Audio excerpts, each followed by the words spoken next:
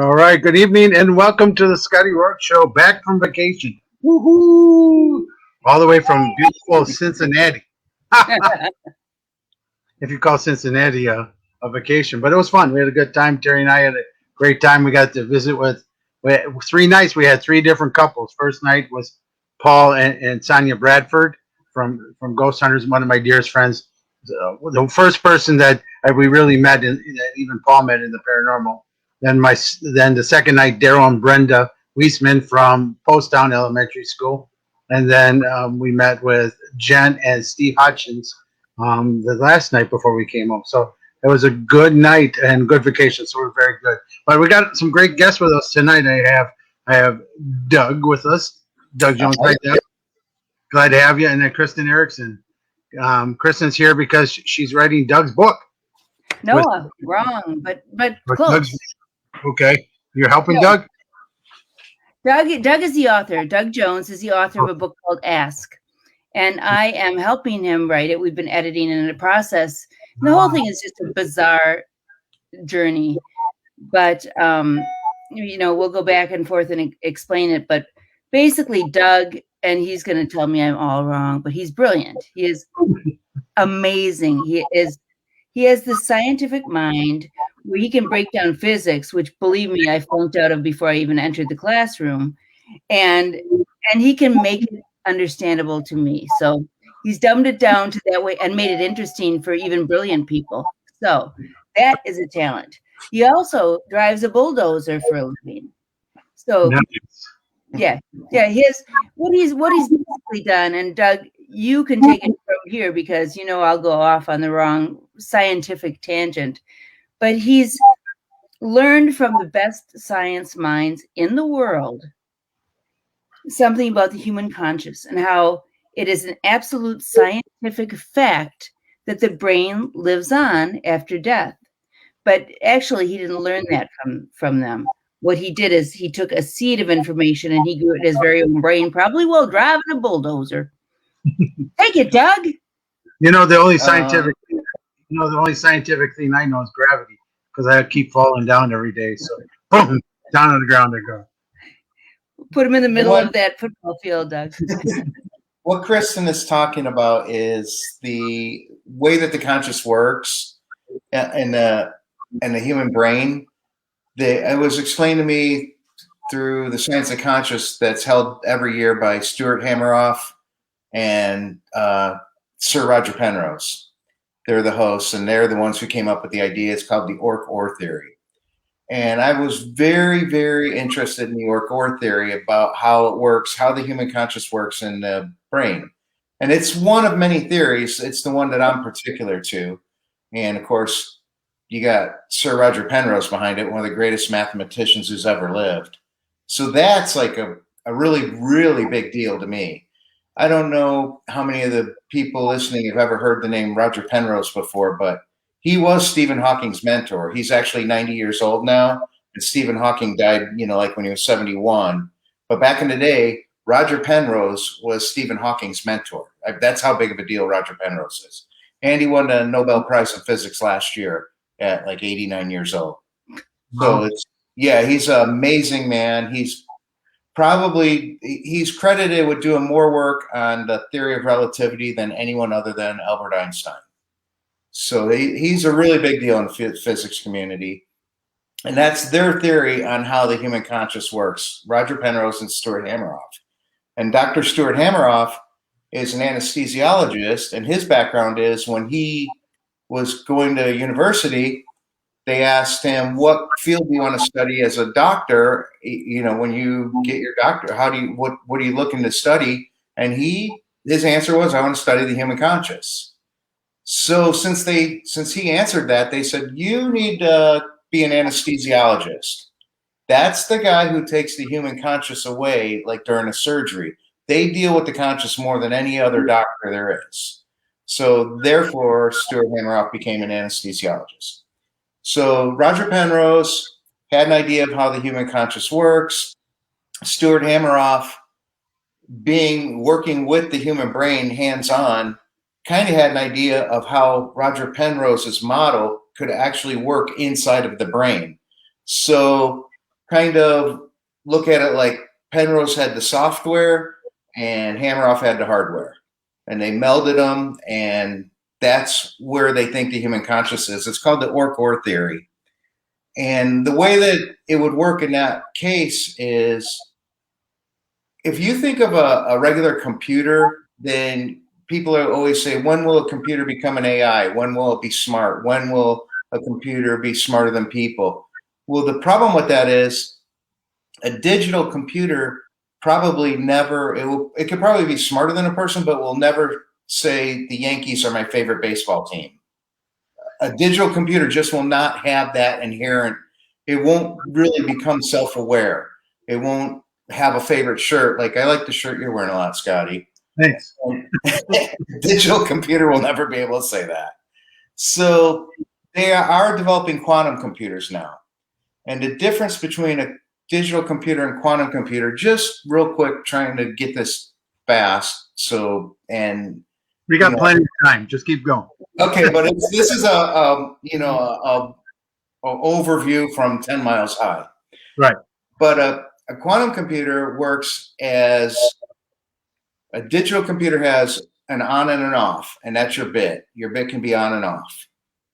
But a quantum computer can be on or off, or on and off at the same time. So because it has on and off at the same time, they call that superposition. It gives it remarkable computing power. And it can't take over what a digital computer can do, just like you can't take over what your calculator can do on your desk. Right. So a quantum computer is more, it does a lot of really crazy stuff really, really fast. And it's more alluding towards, this is kind of the model of the brain on a very, very small scale. Like, let's say this is the model of the brain in a gnat, in the way that the quantum situation works. And how much emotion does a gnat have? I mean, it really doesn't have a favorite football team. So anyhow, it would be the Green Bay Packers. I was going to say, well, obviously. Jeez. So anyhow, the quantum computers we have available today aren't even anywhere near what the human brain is. It's just, the difference is, it's phenomenally far apart. And it would take a long, long time to get there. But that would seem to be the way to go to emulate the human brain. Right. So they have the quantum computer. Roger Penrose had thought, the human brain was kind of more like a quantum computer. And then Stuart Hameroff found where it could be in the brain. And he figured out how it could happen. And the way that it works would be, if let's say you were in the center of the earth right now, right? And you are inside a stadium, and we're going to go away from football. We'll go back to baseball. So you're in a big stadium in the center of the earth. If this stadium is in the center, the very, very center of the earth, and you're in that stadium, you would be floating in the center of the stadium, because if you went down, you would literally be going up to Australia. And if you went up, you'd be going up to Chicago. So you're stuck floating in the center of the stadium, in the center of the earth. Okay. Okay, so now the way that the brain captures this quantum computer is a similar situation, but instead of gravity doing the capturing, there are electrons, and then the thing it's captured in, like the stadium that I said, is a ring, and it's positively charged. So this electron is stuck in the center of this ring, and it can't go up or down or side. And then there's another ring attached to that, and another ring attached to that, and another ring, and it's a whole tube.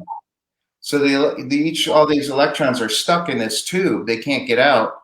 The end one might be able to get out, but we're talking a whole lot of electrons. So it would be stuck. Sorry to interrupt, but can you talk about your millipede? Why am I basing on this name of our centipede? Rex the centipede. Okay. Yeah, I mean that just made sense to me. It's right. All these little legs work together, and right. So when I try to explain how a quantum computer works, I try and say each little particle has its on or off situation, and they're all connected. And so all these particles in the tube are connected. And I like to say like a millipede's feet, where there's 1,000 little, each shoe is a particle. And so this shoe at the very end knows what this shoe is doing. So when the centipede moves, they all kind of move and coherent, and it is a computer. It's doing a job that a computer has to do. Like, you couldn't just make that up. You have to have some kind of governing force. So the computer is what's causing that to happen. And then the tube would be likened to all the little shoes stuck in it. So whatever these shoes want to do, they all know each other and they all know what's going on, and they create a computer in this tube. And there's trillions upon trillions of tubes in your neurons, like amazingly large amount of, they're called microtubules, and that's what Stuart Hameroff discovered would be a good place for Roger Penrose's computer brain.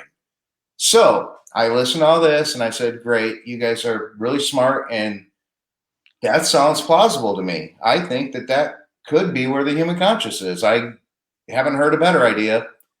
The problem is with this situation is that quantum particles that are stuck in this brain, in this tube, are in there while you're alive, and they're doing their thing. But when the brain dies, they're released, but they don't die. Quantum particles don't die. They're quantum particles forever.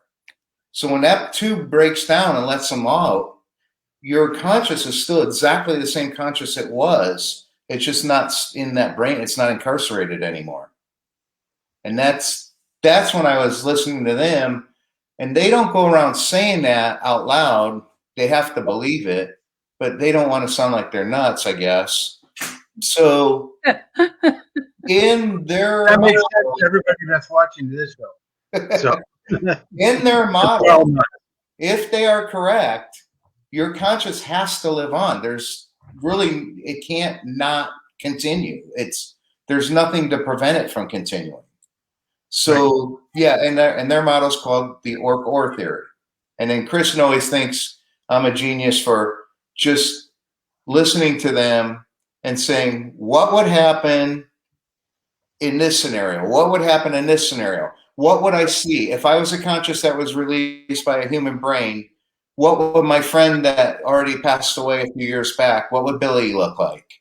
And I would think in my brain, well, Billy would probably just look like energy to me, because his body is decomposed. He's not alive anymore.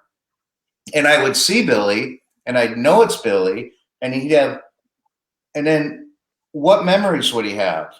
What knowledge would he have? And it turns out he would still have everything would be intact. The only thing you wouldn't be able to feel hot or cold, but you'd be able to see. A quantum particle would be able to interpolate in electromagnetic waves, which is light. So if you are quantum conscious, you would be able to see light in any spectrum, not just the visible spectrum, because that's what they do. It's real. If electromagnetic wave was to hit a quantum particle, it would hit it, and it would interpolate what happens. So and then Kristin's like, well, how did you figure that out? I'm like, well, I just thought, if I was released conscious, could I go drive a car? No, I can't. I don't have a body anymore.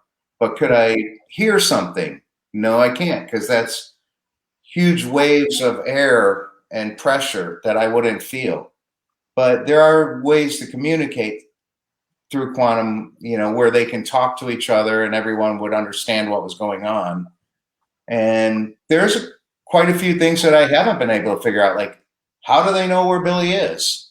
Like, if I was to pass away tomorrow, how would I find Billy? I don't know the answer to that right now. Well, Sean, I'm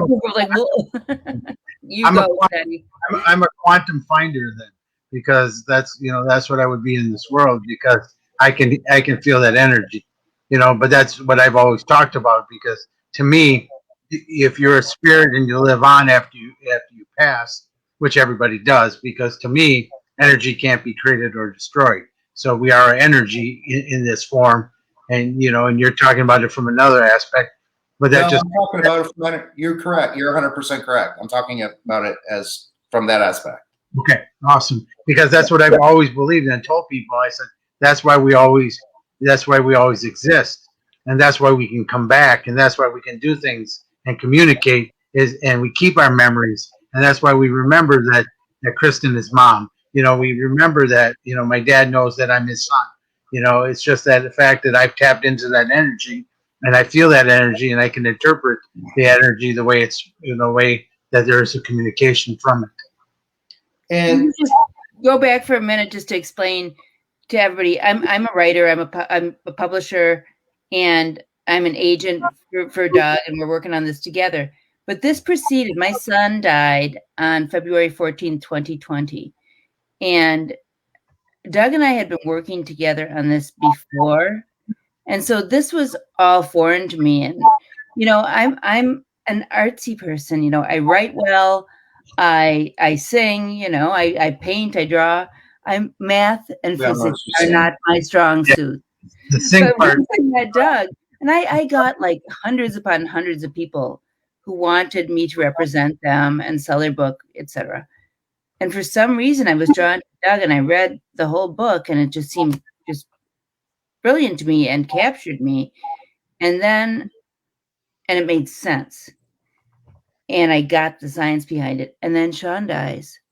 And every single thing that Sean has told us, and Sean, I can hear him on my own, and he's been all over here. My gosh, it's amazing what this child does. Or this young man, his father, who never believed, believes now. He can hear him. But through Scotty, we can talk to Sean as if I'm talking to you guys right now. You and Sean have this amazing relationship that, Scotty, you said hasn't happened in your lifetime, where you just have this synergy going. And that's where we've talked about just this, Doug, that it is all energy. And Sean has confirmed everything you knew and everything you've described. And I was just like, mind blown. Well, it's just science. I'm just following this trail of science. I'm not, as Kristin knows this, and obviously no one else that's watching this knows, but I was an atheist my entire life. I had always believed once you die, you're dead. That's it. End of story. There's nothing that continues. You're just dead. But when I followed this theory through to its end, your conscious can't die. You can't kill a quantum particle, which a quantum particle is energy. They're the same. They are one and the same. So what you call energy, I call quantum particle, only because there's different forms of energy of like electrons. You know what I mean? There's a lot of photons, there's a lot of bosons, there's a lot of this and that. So I just like to stay with that because it's just easier for me, but it means the same thing. Energy and a quantum particle mean the same thing. E equals mc squared tells us that energy and mass are the same thing. So that's a great deal. And Kristin's like, how did you figure all this out? I'm like, I didn't. I just followed the trail. Where does it lead me? And then I started to watch a lot of shows and documentaries and stuff where people live on after death. And I'm like, well, I'm only one person with my own experiences. How could I be right and 20,000 people be wrong? And that starts to convert me into, that's opening my eyes a lot. And Kristin's like, how could you doubt this? You're the one who figured it out. I go, it's been a long time of doubting. So it's hard to get over. And I understand that. That's why when Kristin and I started talking, and she brought you up in our discussions, and I said, that's why I have to talk with Doug, because it's really the same way as most of us in the spiritual side have come to it. And that's why I've told people for years that I believe science will prove that we are talking to dead people. We are talking to people that used to be here. That this will all be proven through science here someday soon. And that's why even in our group that Kristin is involved with, a lot of people watching tonight are with Psychics Unite. That's what our biggest thing is, to have that science portion of psychic abilities, because it can't be something wooey around it. It has to be, science and spirit have to be the same. It can't be any different, because then the universe wouldn't work together.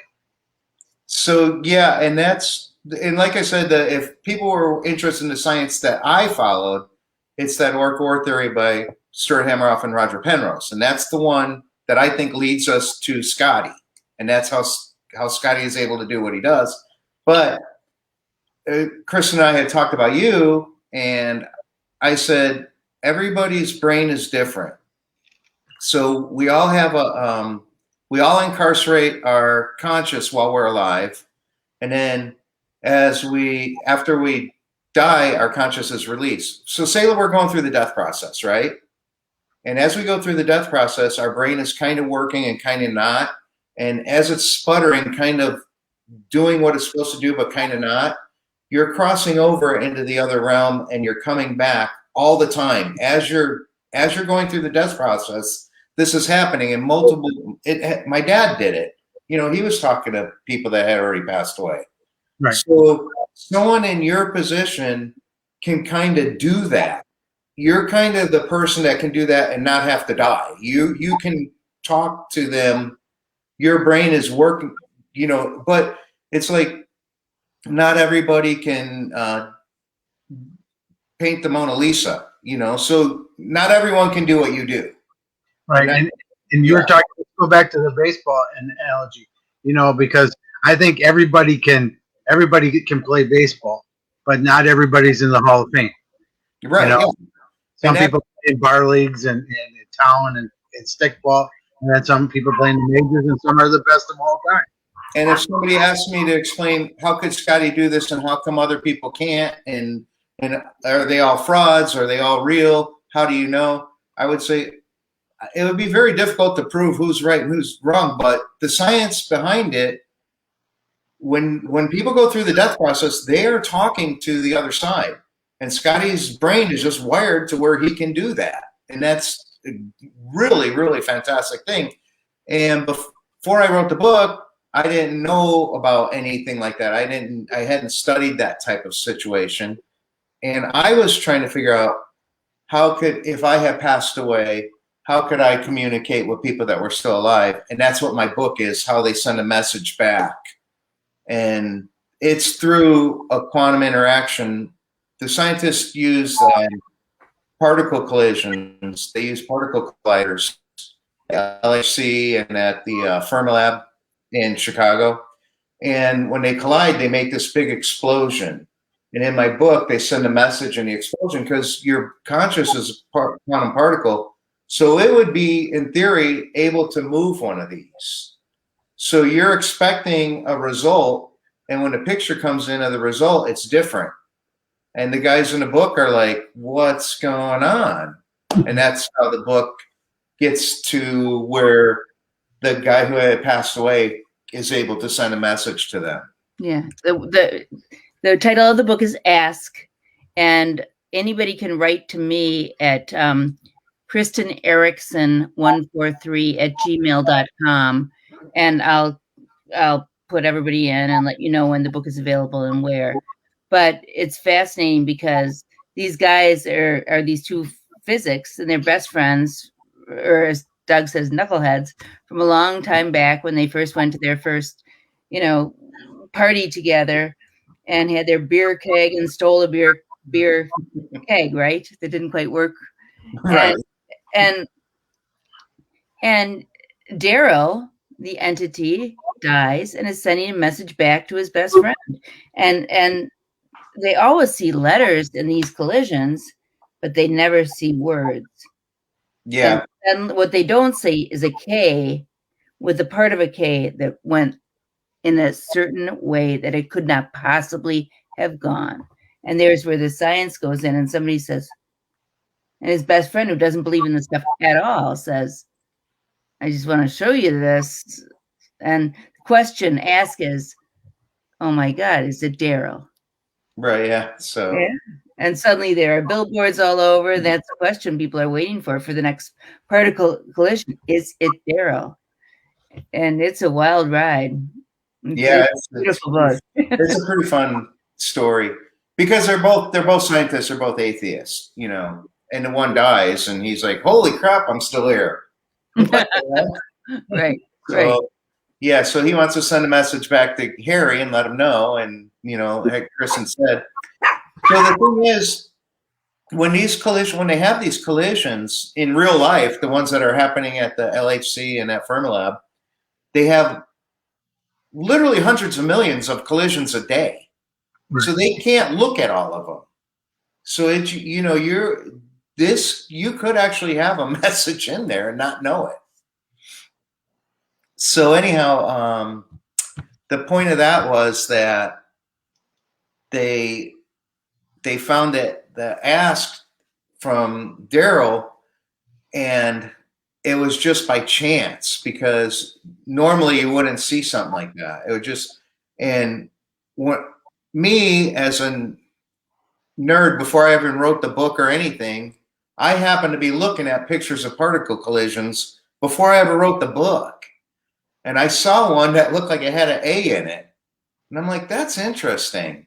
You could write a message in that if you know, and that kind of put me along to writing the book, seeing letters in a collision that's real.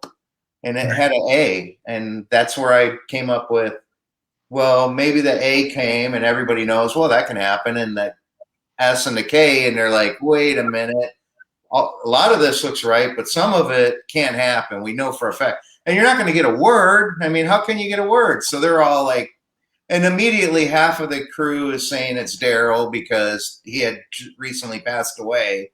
And Gary is like, it's not Daryl. He's dead. It's, you know, he's my best friend, but he's dead. Sorry, guys. So that's how the book progresses, with Harry having to come to the realization that it is Daryl. And it takes a long time to get this all to happen. And it's not easy for him to get the messages through. And it's just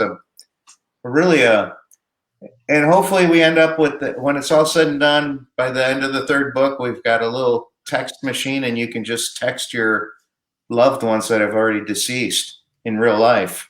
But don't you think that is possible? That's possible? Yeah. Yeah, I do. If that's true, if that could happen, you could go into like a Starbucks, you know, situation, and what do they call them? Cafe. They have those computer cafes. Yeah. You would be able to text through quantum collisions. Somebody has already been deceased. See, Doug, you and I were going to be knuckleheads together, but now no, because now you're putting me out of business. That's it. Doug, you're a knucklehead. I'm not. So. Well, I imagine that these cafes would be a little bit more expensive than Scotty. Okay. There you go. The Doug Jones Cafe. Hello. Yeah. So, but that's how the book progresses, and it's a fun ride, you know, going through and seeing these guys progress from, you know, basically, well, being atheists to actually becoming, you know, believing, and, you know, one of them dies and he is an entity. So absolutely knowing that he continued on. Although I want to make the point that atheists, we're not talking about God here. I think you're talking about believing in the afterlife, right? I'm talking about anything after death. You get out of your mind. Anything after that. And yeah, I say atheist, I get it mixed up, you know, but that's okay. It's okay. You're obviously a little dim. Right. We'll help you along. Yeah. So but he's not saying there is no God. And it's interesting how you put that in the book. You said, Daryl says, I'm not saying there is no God. I haven't seen evidence of one yet. Well, I mean, we've talked about that too in our book, Kristin. Exactly. You know, Shawnee, because he hasn't seen God, he's seen the oneness. He's seen everybody working together. Everybody is God in his everything he's seen. Everyone is God, which in my mind, not that I mean, I believe in God, which doesn't say I don't believe. I believe in the oneness. I believe in the love. I believe that prayer works. Imagine all those entities, all those souls working and thinking that some miracle can happen or concentrating on this thing. What the heck? What can't we do? So yeah, but I was just going along the line of logic is, what if Stuart and Roger are correct, how would that play out? And in that situation, when you pass away and you're a released conscious, there's really no need for somebody to be above you or the president of your organization. Right. So I really didn't understand why there would be a need for one. And you got to remember where I'm starting from. I don't believe any of it. So just to get me to say, all right, when I pass away, my conscience will continue on is a huge step for me. That's huge. Yeah. So for me to say I need someone to be, you know, my governing body after I've died, I'm like, see, I don't see that in the science. I don't see a need for that. And I don't see it in the spiritual either. And that's why I don't want to bash religions, because they're all important for people and their conscious and and being together and, you know, kind of for the community that they create. I understand that as Earth people, we need that. But for me, even from the spiritual side, I still don't see, I see exactly like you see, Doug. I don't see the governing bodies. I don't see that there. I see that we're all together. And then when all our energy works together, then we can accomplish things. Yes. And that's what I still believe. And that's why it's so cool when we were talking about this, that I was like, man, that's the same thing that I believe, but I just come from the exact opposite side. I'm the believer, and I keep going with it. And now I'm believing in science, which I never really believed in science before. Now you put them together, you're like, whoa. Right. Yeah, exactly. And now the religious thing. Okay, so we talked about how Scotty can talk to release consciousness and understand what they're saying to him, and I can't. Okay, so we talked about that. So there is scientifically, if that is correct, there is a thing that a congregation of people in a church all praying together, all that energy focusing in one direction could accomplish. So there is a lot of merit to an organized religion in that respect. And that would be more in the prayer and what they believe, you know, how their beliefs are going to play out. And like, say somebody was in the hospital and, you know, and they're praying for them. I believe that energy could help them, you know, all that energy focused for that direction. But you know, the part that, like I said, I don't understand why I would need, you know, a mayor. So that's the part where I kind of stumble. Well, and that's like I said, a lot of us are stumbling with you because we don't believe it either. You know what I mean? It just doesn't make sense. And that goes into the other thing where I get into a lot of discussions with people on the fact that I don't believe that there's that warm place that you go to if you don't do the right things. I just that doesn't make any sense to me. No, not scientifically to me either. In the energy that we become, you know, that, you know, you're gonna go to the bad energy plate. What does that even mean? And there's no bad energy. That's it's not either good or bad. It's just the polarity. In the book, the guy, you know, he becomes a release conscious, and he goes, I don't see any signs around here saying hell this way. Take the escalator if you want to go up, you know. And all the readings that I've done and I do, I've never, ever, not once, have had anyone talk to me about that. I've never heard your released conscious or my spirit. Nobody's ever told me that. Nobody. So I'm just like, if that was prevalent, you would think that they would be the first thing they say. You know, better shape up so you don't go there. But I've never. Right. You'd see like his pitchfork or something. Yeah. You're just like, I just didn't really see the need for that. So to go from zero to believing that your conscious could live on is a big deal. But I saw how that can happen. I saw how the conscious could work as a quantum computer. I saw how it couldn't work as a digital computer. I saw how it could be captured by the brain. I saw how it could be released by the brain. I saw how it would continue if that was correct. But we get it on our smartphones. What's that? So can we get it on our smartphones? You might be. I don't think you can. It's not, your smartphone's a digital computer. Yes. Sorry, Apple. Sorry, Apple. Where in the spectrum are you now? I mean, you said you're an atheist, and a lot of people are, but it takes a lot. That's one of my things that when I do lectures and stuff, I always talk about that. For somebody who's an atheist to be able to even change just a little bit is almost an earth-shattering thing, because because that's the way you believed your whole life. Yeah. And for you to be able to change that and find that your structure wasn't exactly right, and then to accept it, and then to be, even to come on the show today and to tell everybody that you've changed, that's another big step. I'm 60-40, Scotty. Okay. That's good. That's better. I thought it would be like 10%, but that's a good number. I'll take that. How odd is it that we were to meet, and then here's this woman whose son dies, and I start telling him, "You're not going to believe this. Yeah. What Sean is doing. Yeah. And everything that Sean is telling me is confirming what he says. And everything you're telling me is confirming what I said.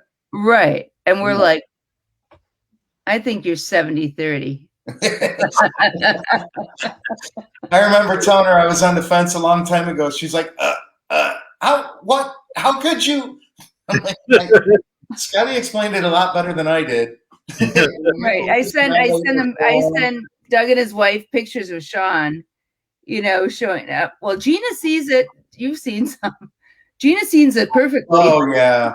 All these pictures. Kristin takes pictures of herself, and she sees pictures of dead people in her face and in her hair, and she sends me the picture on my phone, and I'm like, I think I see a king of spaghetti. I don't know what you're talking about. And then my wife is like, oh, yeah, I totally see it. And I'm like, you two are just nuts. There's no picture in your face. What are you talking about? So we'll get you there. Yeah. We'll get you over to 50%. Once we get to 50%. Those are interesting. So how's your wife taking this? I mean, this is a big thing, because my wife was the opposite. My wife was ultra-right Christian, and for her to believe in mediums and to be with one was a big change for her too. And she's the founder of Psychics Unite. So for her to be that far and to come that far, and the understanding of this was a lot for her to change too. And that was even just in the spiritual side, Yeah. So how's your wife taking it? My wife has always been spiritual and not orthodox. She's not any kind of she's basically I guess closest thing we could say is non-denominational, I guess, would be the closest thing I could think of. She might say something else, but she definitely believes in the afterlife. She definitely believes, she won't get her palm read because she's afraid they'll tell her something bad and she'll dwell on it. Those kind of things. Only the bad psychic mediums do that. I used to be scared of that. I used to be scared of it. It's weird. Yeah, the good ones are ways to get over it. I got my palm read over the weekend. You did? Yeah, on the beach in Santa Monica. They tell you they see a huge book. I didn't even hear what they said at all. She got all done. I'm like, all right. And my wife is like, what'd you think? I'm like, I don't know. It sounded like she read it out of a book. See, these are the conversations we have. It's like, my wife is dead on. I mean, if they said bestseller New York Times, would that have sparked your interest? No, if Roger Penrose was the psychic reader, then I probably would be like, let me record this. But I've noticed too, because of of course we have Netflix and stuff like that. I've noticed that a lot of doctors and people in the scientific realms have had near-death experiences. Sure, they have, and it's changed their lives dramatically. Yes, it was kind of funny because I watched one, and the guy who was on there, and he was like a really big doctor, and he comes on, and now he's teaching metaphysical too. And in there, he says, but it was really funny because I teach a lot of my students about a place I call the meadow, is where we go, where we envision when we go onto the other side. It's got grass, it's got a big tree, it's got mountains, it's got water, and we teach all my students how to communicate with spirits from that thing. And he drew a picture. He goes, "When I died, I went to this place. Let me show you the picture I drew." And it was the meadow. And my wife goes, "That's the meadow you teach." And I said, "Yes, it is. That's the meadow. It's right there on Netflix. The guy showing you where you went." Those things got me more to the 60% than my own stuff did. When I watch the little kids on there that say that they used, a little white boy would say, "I was a black woman." That one is a popular one. Yeah. And there's a few of them, and there's so many details. Those ones really got me going. I was like, well, that's 5 people right there, and I'm still only one. So they've got me in numbers right there. And so those, what you're describing, pushes me more towards that side of the fence than just my own discoveries or my own trail through the Ork theory. Right. Because in my opinion, they've been there, done that. Right. Right. What was it? What is the Netflix, Scotty? It was oh gosh. Encountering Death or After Death or something. I'll look it up. I think you said you watched it too. You're talking about Raymond Moody's. No, it's a series. It's like oh yeah, I watched that one. Yeah. Yeah, six different shows. Mm-hmm. And the very first girl in there has a near-death experience, exactly how Ione has her near-death experience in my book. Right. It's in a canoe. It was so bizarre when I watched it. I'm like, that's what's in my book. That's what happened to me. That was really, and it was a physician as well. Yeah. And he was Yeah, and that was the way that she had a near-death experience happened to one of the characters. It happened to Harry's wife.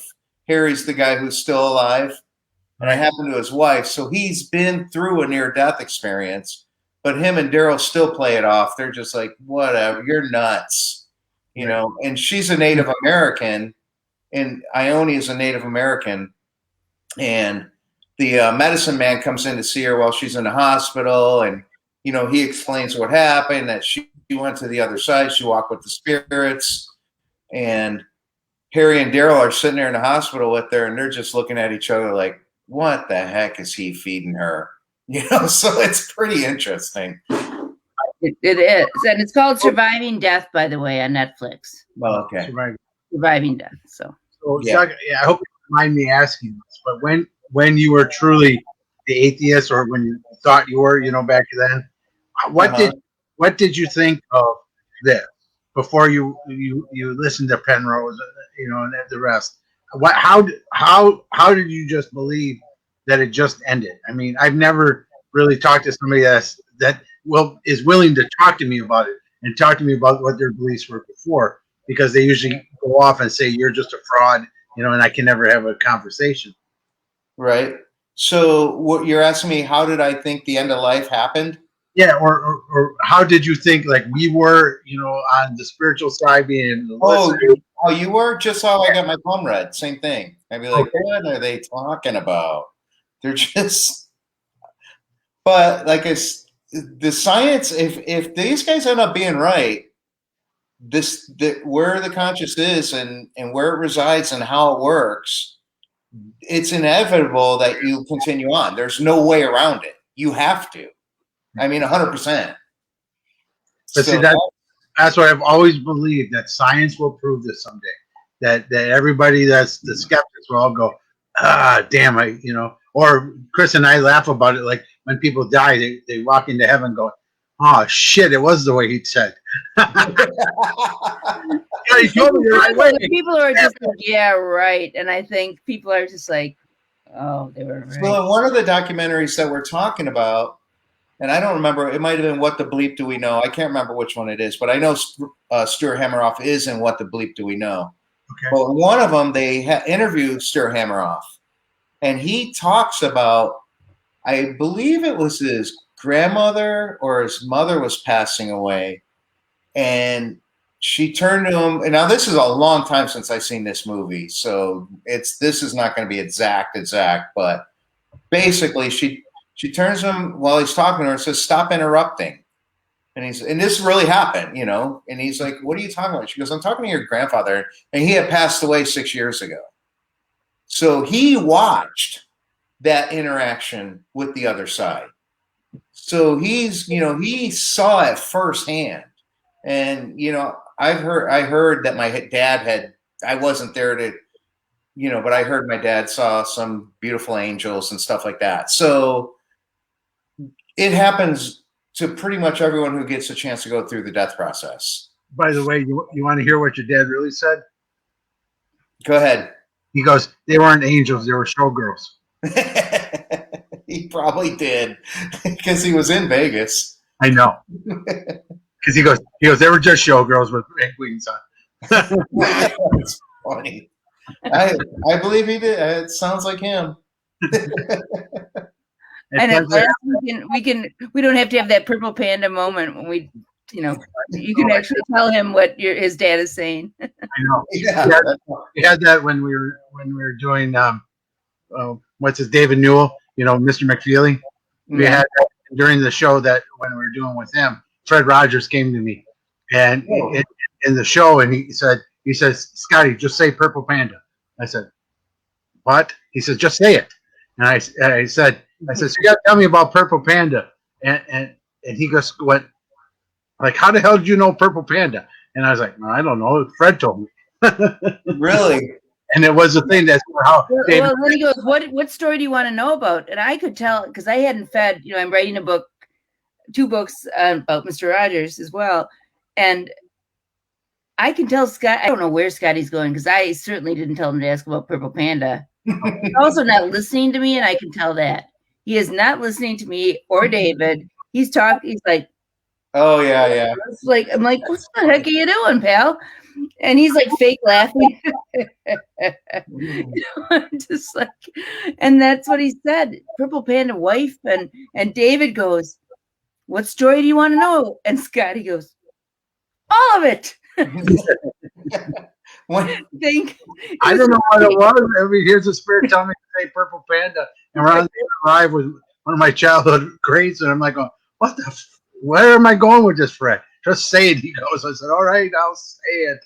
Well, when I can tell you when we get done here, when I tell my wife that you said my dad said they were showgirls, she's gonna be like, "Yeah, he talked to your dad." Yeah. Hey, Doug, watch. 78.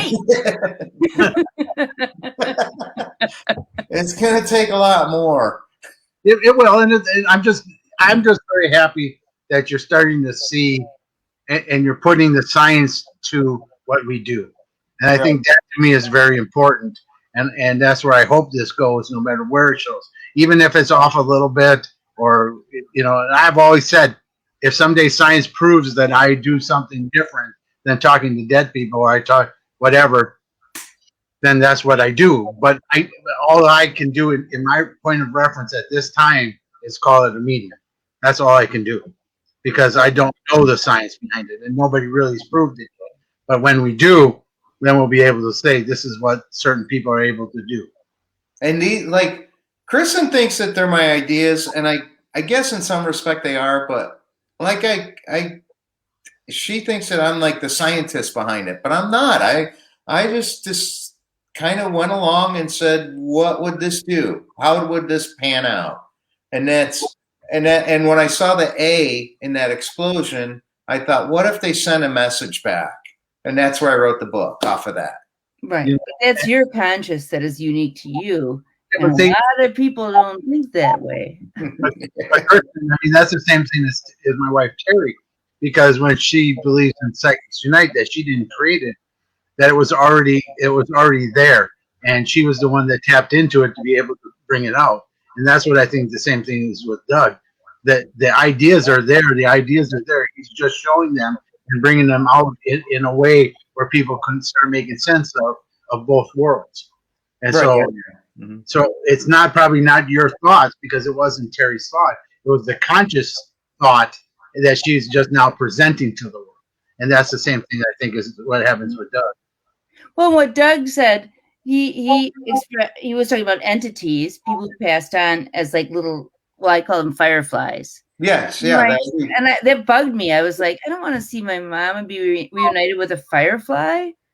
It was just like, oh, what the heck? And I'll be damned if Sean, one of the first things I asked him when I realized I was talking to my kid, and believe me, Scotty has said so many things. Okay, let me just simplify this. Either Scotty was living with us under the table somewhere, and I like fed him a scrap on occasion, or it's Sean. Because there's so many personal things no one could ever know that come out from Scotty's mouth. And it's just Sean. It's Sean. There's no doubt in my mind. But having said that, that's one of the first things I asked him. I said, well, are you a firefly? I mean, are you a little darling? And he said, we can't appear like that. I'm like, it kind of pissed me off. What do you mean? Yeah. He said, don't worry. He said, we can also present as having our bodies.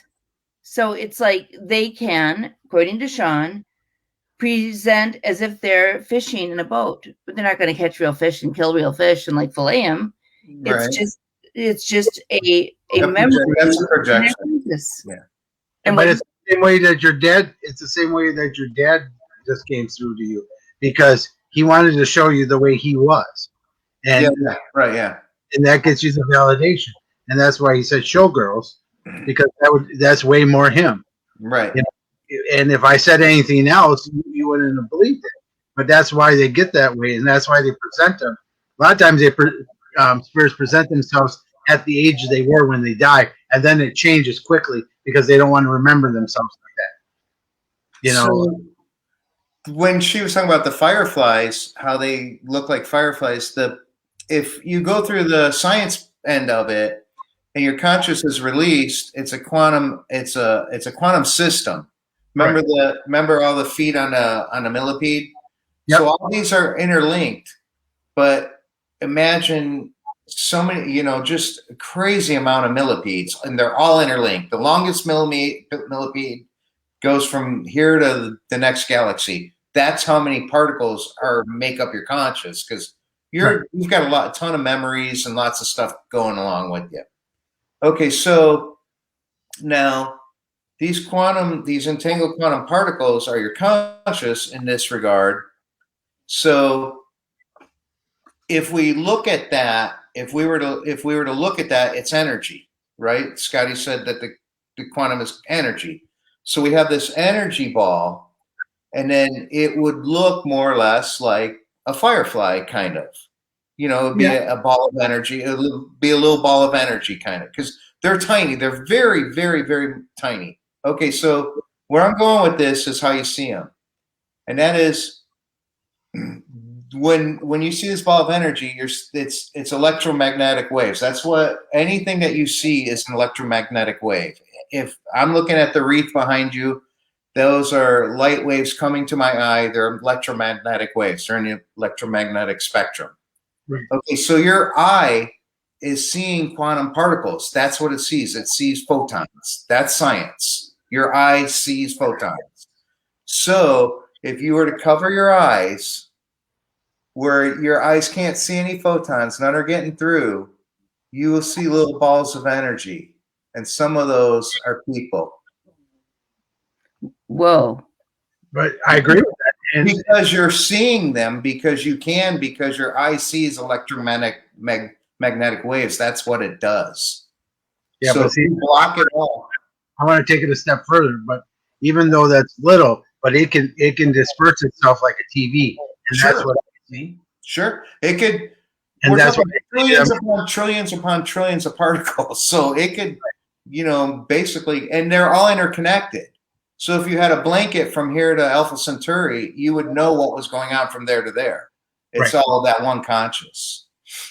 Yeah. But that I'm saying, if you want to see them, your eyes do see the electromagnetic waves. So you cover your eyes with your palms, so no light from the room is getting through, and you look for the fireflies, and I sometimes think I see Billy. So 70%. Yeah. 83. I'm keeping track, darling. I mean, but when I Yeah, you'll see the little balls of energy if you go like that. Let all the light disperse that had already been on your retina. Give it a minute. All I need to do is take a picture, please. Hmm? do, yeah. All I need to do is take a picture. Yeah, take a picture of Kristin, and you'll see them all in her hair. I mean, even at night when you go to sleep, you'll still see the energies. I mean, I do all night long. I never, it's never black where I go. Right. Yeah, Well, you're seeing energy. Yeah. Never. Sean always explains. How many times has he said? I said, "How do you find people?" Because he's found some interesting people, and he said it's all energy. He can tell. He always says, "Are we really going to go this deep?" We talked about the Big Bang Theory the other day, which and said, "Well, Doug thinks that probably may not have happened." He said, "Well, he's right, but and not. It's just." He said, "Oh." Well, We were talking about just a lot, and sometimes I ask questions that really, he goes, "This is a whole other book." yeah. See, Aliens and where they are and such. what he's saying I'm right about is the one that we consider the Big Bang. The one that he's saying I'm wrong about is way in the past, epochs upon epochs ago. There had to be some kind of a thing or condition, but the one that they're talking about, it's way too new. It's their ideas are just, they're not working out. The math doesn't work. Nothing works in it. Right. So they But kind of willing to really say it until the people who are really behind it become entities. And then the younger ideas will come up and then paradigm shift. Paradigm shift. Exactly. So proud of me. And there was a guy that said that science progresses one funeral at a time. Oh my God, that's horrible. Yeah. Another little late. Yeah, we've talked about it before. I mean, we've talked about, how many scientists before tried to create things, like the regular telephone and stuff was created to talk to spirit. It really did. There's all the true minds of science has always thought about the other side. They have always been, because they've been trying to prove this too. Mm-hmm. So it's commonplace for the people that have the more open minds is to know that there is more to it, to the world than what we're seeing right now and what we're trying to believe and what we're trying to make. And to me, if we start living more as a oneness now, we're going to live a better life. Other people's lives are going to be better, and things on this earth are going to be better. And I think that's what we're not seeing right now. So taking it even one step further, let's be the other side now before we go over there. Yeah, you're correct about that. That's what we see now. Yeah, that guy who said science progresses one funeral at a time. When they get stuck on an idea, they get stuck on it. They don't want to let it go. And that guy, it was Max Planck who said that. He was one of the. No, he was around. He was a little bit older than Einstein. Oh, and he was around with Einstein, and he was one of the. They had a whole slew of them right around then, and he was one of the geniuses of the geniuses, and that's what he said. Yeah, so. Yeah, and it's just it's quite amazing, and with as much loss as I've had in my life, and for 20 years, spirit, relatives, friends who've passed have come and let me know they were on the other side. They were okay. They've checked in. I've always just known it. I don't know how. And I became more open and more open and more open. And then when Shawnee passed, it's like, yo, hello, honey. Yeah. And then it's like everything aligned in a way with Scotty. It's just all weird. And that's a whole long story. We'll do a different show about someday. But the fact that Doug and I met, I know plays into this whole thing. I know that for sure. Because there couldn't have been so many similarities between what Doug figured out and what Sean is saying is absolutely right. It gets freaky for me too, because I didn't even know what Doug said at first. then Kristen goes, "Yep, that's what Doug said. Yep, that's what Doug said. Yep." That's what Doug said. Somebody's talking to me, by the way. I can always tell if spirit's talking to me, where I get goosebumps from my shoulders down. And yeah, somebody just said, "Yep." It's always a validation. Got that right. So, Well, Scotty, I think your science is coming. I honestly believe it's coming. But like I said, when they get stuck on something, they get stuck on something. It's hard to move them on to something else. You need a paradigm shift. Yeah, I mean, even with drugs, you know, we shouldn't be caught in still in the drugs and even debating marijuana. My God, people, let's get over this. You know, we should be. You know, I just saw a study about psychedelics, and even Kevin O'Leary from Shark Tank. Yeah. He's going, psychedelics is the way to go. He goes, and you make money at it. that explains Mr. Wonderful. No, If you go to the Science of Conscious, they hold it every year. Like I said, with Stuart and Roger, Yep. there's a lot of classes on psychedelics. There's quite a few lectures on psychedelics. Yep, And you go through I don't even remember what they're all called. What are they? There's LSD, but what are the other two main ones? The psilocybin, and then what's the one that's like serotonin? But anyhow, you'll learn. That's marijuana. I think you're talking about. Jimmy. No, I'm talking about psychedelics. But yeah, there's quite a few. I did ayahuasca. Ayahuasca. Yeah, it's one of the Yeah, tell him about that because he'll know with the whole shaman thing. the highest psychedelics out there. They classify it as the top of the psychedelics because it's got so much DMT. It's a brew from. It's actually a medicine from Peru, and the natives there do it, and it's guided by the shamans from that area, and they mix the brew, and then you go through it. Not only are you guided on this earth plane by spirit through the journey, because they call it through the healing, but through the healing, but you're also then blessed by the other side because you are guided from the other side. They take you through things. They show you things that you need to do.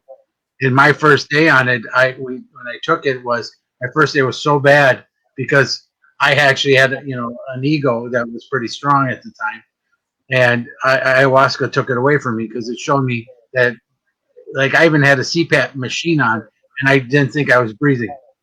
I couldn't tell you time. I couldn't tell you what words meant because the word Tuesday meant nothing to me. I didn't even know what a day meant. It didn't make any sense. Time didn't make any sense. Space didn't make any sense. Dimension didn't make any sense. It was just they took everything away from me to show me that I was not in charge. They were. That type of energy, that type of thing is the one that's controlling everything. And that's why I saw the oneness. That's how I saw, all the good points of it. And that's why I said science is going to prove this because of this, because I know that the humans think that we're always in charge. And we always have the things. And it was terrible. I mean, I did have an out-of-body experience where I was standing there looking at my body. So my energy, like we've been talking about. Mm-hmm. And all of a sudden the shaman came up to my energy and started talking to me. And my energy goes, "How the hell do you know I'm standing here?" And the shaman goes, "The same way you do readings here." Oh, really? Yeah. And then all of a sudden it made total sense to me. And I've never questioned my gift since because that's what it is. He goes, "I can see it, you can see it, but now they physically showed you it so they can prove to you that this is the way it is." So yeah, that's interesting that your brain is able to release your conscious, basically, like almost as if you wanted to say that you're injected with a drug that paralyzed the part of your brain that holds your conscious, and it couldn't hold your conscious anymore. Correct. That makes sense. And that's very similar to like going through the death process where your brain can't hold your conscious anymore. Well, my niece I found out has a gift. And her dad and her mom, my sister, showed up at her bedside. But the only thing was my sister was still alive 20 miles away. Her body was breathing, her heart was beating. And how was that? because she was going back and forth. And at one point, my sister kind of woke up, and Erica then was with her and said, "Mom, have you been going back and forth from here to the other side?"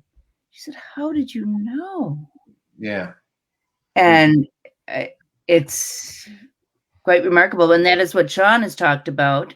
And my brother, who passed away very suddenly, has talked about that they missed. Right. The process of going back and forth. Process. So they were both confused as hell. Like, right. Huh? It makes sense. Makes total sense. That's the guy whose shirt I'm wearing right now. He passed away. He was on a bicycle. He got hit by a car, and somehow a psychic threw his mom that I'm not friends with his mom. I'm friends with his dad. Came and he found he was very confused. Didn't know what was going on. Didn't know where he was, which would explain, on a sudden impact, sudden death like that, how that would make somebody confused. And I was in touch with a person who did a documentary called whenyoudie.org. And she goes through how the death process works and how you get to step in and step out and why that's important. And, interestingly, she was against hospice where they really drug somebody up. She's saying like they can kind of rob you of that process, which is they don't always. Just so you know, I mean, I was at a hospice. I mean, that's totally. But I don't know exactly. They don't always drug everybody up, but yeah. I don't know exactly what part of it she didn't like or whatever, but there must be a certain aspect to. And I shouldn't just say the word hospice. I should say being way over medicated during the death process. That's what I should say. Yeah. If you hear over and over again about people waking up, my dad did, from a coma, just woke up. Hi. Yeah. My friend Kathy did. Yeah. When I came in, hi, Chrissy, let's go out to dinner. She's been in a coma for 4 days. I drove home, 8-minute drive home, 5 minutes in, the phone rang. She just died. But see, that's where I've always wanted, but no company's ever allowed me to come in and work with people in those stages because I think that's so important. And that would be like my life's work to help people pass and understand themselves when they go over because amazing.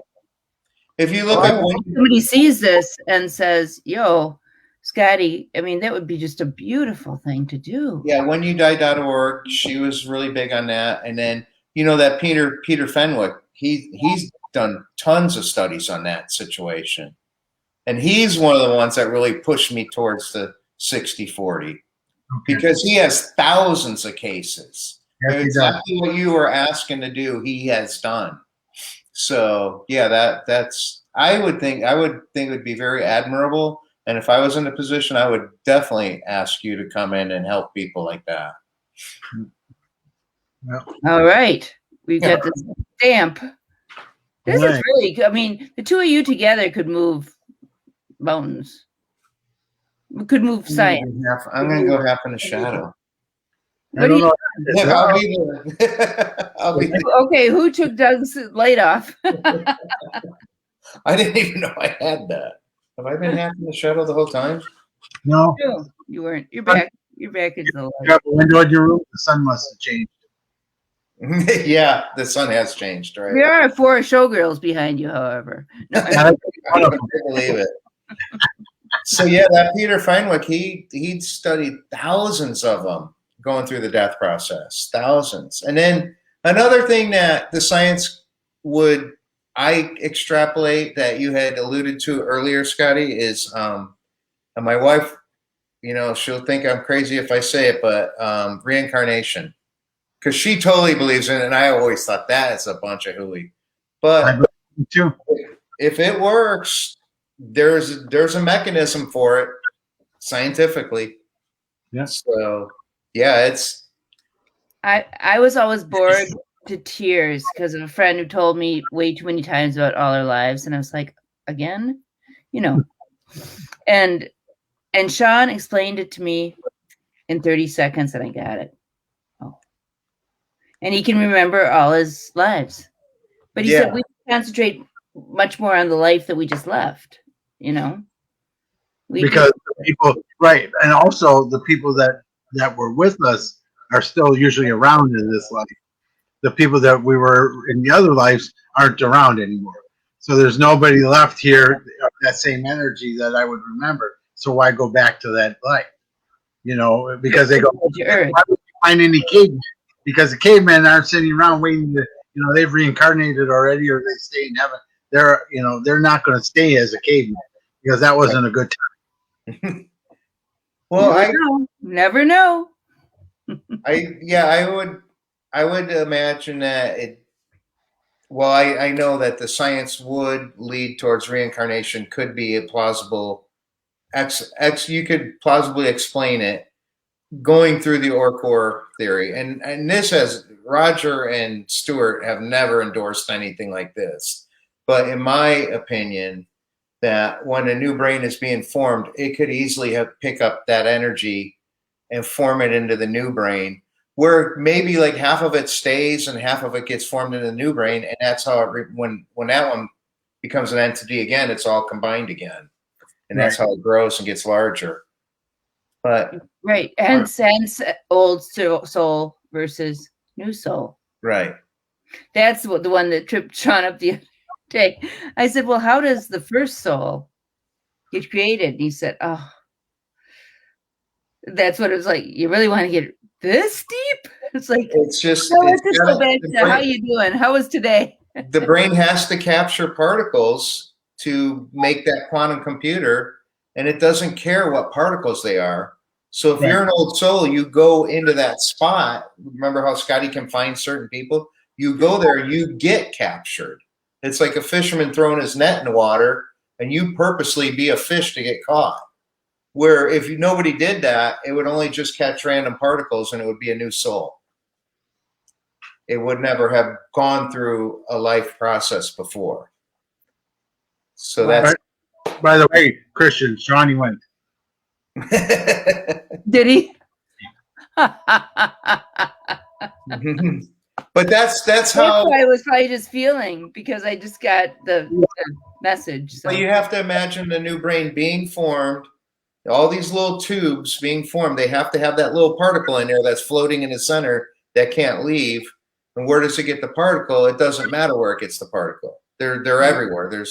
So if it takes just a random particle, fine, that's a new soul. If somebody was to place themselves in that spot to get captured, then it will be a reincarnation. You know, depending on how many they get captured. Like I said, it could be like a net capturing fish. Gets half of them or a third of them. We don't, hard to say. So that's why I would imagine that sometimes it's super strong where like these little kids remember exactly who they were and they have all these details, and maybe sometimes it's not as strong because not that much of it got reincarnated, but the rest of it's still there. It's still an entity, and it will be rejoined no matter how much got reincarnated or not. Right. That's why did Sean going in this direction? I wonder this, why my son, I figured this out. I'm not one of those moms who remember every moment from my two boys, childhood. But boy, do I remember this day, and I figured it out. Sean knew he was going to die. He always knew it from the age of 4.5. And I remember the day when I found him crying on the couch. "I don't want to leave you, Mama." He's sobbing. I'm just like, "What, sweetie? I don't want to grow up and go to college. I don't want to leave you. Please, will you please build me a college next door in the cornfield?" And I'm just like, "Sweetheart, it's all right." And I didn't think about that. And then he passed, and I thought about a lot of other things, just kind of connecting the dots, and finally asked him, and he said, "You're absolutely right. I've always known." And then he told me way too much to go into here about, what he'd gone through. He said he didn't let it dictate his life, but when his friends talked about, "What am I going to grow up to become? How many kids do you want? This and that." He either had to be very vague or lie, basically. So that makes my heart hurt for him, what he went through. But he's sure happy now. And did he say he's happy again? All right, thank you, Barbara. Barbara says, I would definitely recommend to the folks to watch the tape of the show. There's so much to make you think. It validates your thinking and so well presented. Thank you so much, all of you. Oh, thank you, Barbara. Thanks, Barbara. Thank you, Barbara. Appreciate that. Yeah. Well, everybody, when Ask, we will let you know when Ask is out by Yeah, Doug Jones. And So the why don't most you brilliant mind I've met. Why don't you give your email address, Kristin, so people can write to you about it? Yeah, it's Kristin Erickson. So it's KRISTIN ERICKSON, just like it says right under my face. But then add a 143 at gmail.com. And what is 143? You tell me. No. It's Mr. Rogers' way of saying I love you. Okay, there. Kristin Erickson. Mr. Roger fans will know 143 means I love you. However, it was invented in the 1800s in a lighthouse off of Nantucket that would blink, and it was for seafaring, captains and people in the military, whatever, to communicate with their loved ones back home on shore to just say, I love you. That's a great story.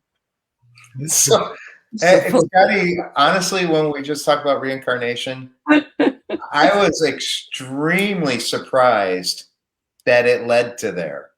I would have never, in my wildest dreams, ever thought that reincarnation could be explained scientifically at all, by any means. And then this leads it right to that situation. And I was like, and like I said, Stuart and Roger aren't saying any of that. That is all Doug right there. But yeah, that's join us. that could be I'm not sure you ever told me that to that extent. That's pretty amazing. Wow. Yeah, that's how I could see how it could work. Yeah.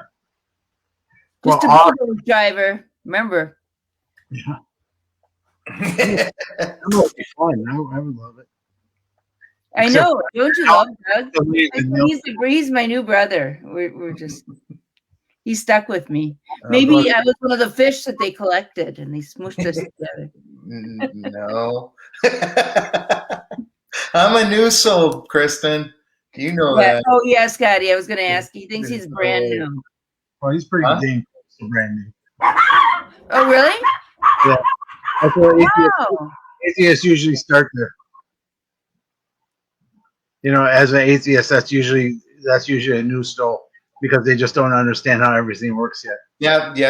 That makes a lot of sense. And then when they get to me, then we get to be the old souls because we've been around doing this so often. And the middle soul.